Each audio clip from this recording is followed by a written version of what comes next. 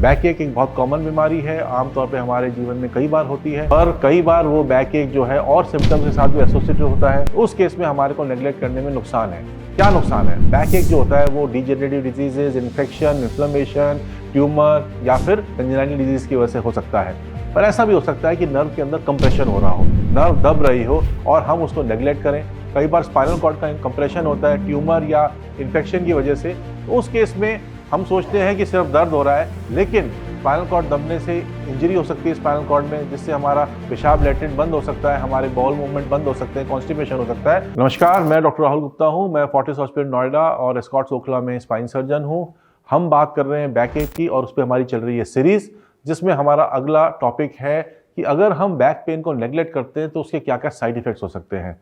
Back एक बहुत common बीमारी है, आमतौर पे हमारे जीवन में कई बार होती है और हमें माइनर बैक पेन होता है जिसके लिए हम दवाई लेते हैं, बेड रेस्ट करते हैं, हम ठीक हो जाते हैं। पर कई बार वो बैक एक जो है और सिम्टम्स के साथ भी एसोसिएटेड होता है या वो बैक पेन जो है वो बढ़ता जाता है। तो उस केस में हमारे को नेग्लेक्ट करने में नुकसान है। क्या नुकसान है? बैक एक जो होता है वो degenerative diseases, infection, inflammation, tumour या फिर कंजेनाइटल डिजीज की वजह से हो सकता है। पर ऐसा भी हो सकता है कि नर्व के अंदर कंप्रेशन हो रहा हो, नर्व दब रही हो और हम उसको नेग्लेक्ट करें और शुरू में सिर्फ पेन से वो हमें बता रहा हो कि नर्व जो है दब रही है, लेकिन बाद में वो ब्रेन नर्व डैमेज हो जाए। तो अगर किसी को बहुत तेज दर्द हो रहा है और वो दर्द अचानक ठीक हो जाता है पर डेफिसिट्स आ जाते हैं, यानी कि अंगूठा या उंगली चलनी बंद हो गई, सुनपन आ गया, इसका मतलब वो नर्व डैमेज हो गई है, तो वो एक रेड फ्लैग है। और एक बार नर्व डैमेज हो गई तो उसका ठीक होना बहुत मुश्किल है। कई बार स्पाइनल कॉर्ड का कंप्रेशन होता है ट्यूमर या इन्फेक्शन की वजह से, तो उस केस में हम सोचते हैं कि सिर्फ दर्द हो रहा है, लेकिन स्पाइनल कॉर्ड दबने से इंजरी हो सकती है स्पाइनल कॉर्ड में, जिससे हमारा पेशाब लैट्रिन बंद हो सकता है, हमारे बाउल मूवमेंट बंद हो सकते हैं, कॉन्स्टिपेशन हो सकता है।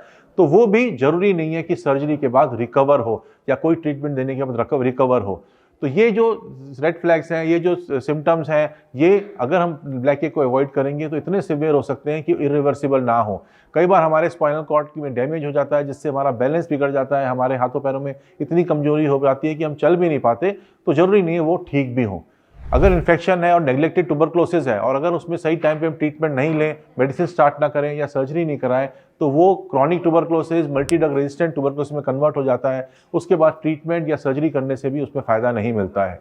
कई बार ट्यूमर इतने एक्सटेंसिव हो जाते हैं, इतने ज़्यादा फैल जाते हैं कि हम सर्जरी करें या ट्रीट करें तो भी वो ठीक नहीं हो पाते या फिर वो लाइलाज हो जाते हैं। तो बैक एक के साथ और सिम्टम्स अगर हैं और उसको हमने नेग्लेक्ट किया है और उसकी वजह से अगर हमारे स्पाइनल कॉर्ड में या फिर हमारे नर्व्स में डैमेज हो गया है या फिर हमारी डिजीज इतनी स्प्रेड हो गई है आसपास के एरिया में कि हम उसको ठीक नहीं कर सकते, तो उस केस में जो है हम ठीक नहीं हो सकते।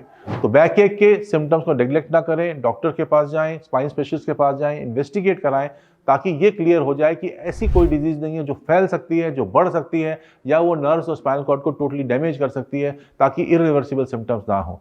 तो मैं आपको यही सलाह दूंगा कि अपने बैक एक को नेग्लेक्ट ना करें और हेल्दी लाइफ जिए। नमस्कार, धन्यवाद, थैंक यू।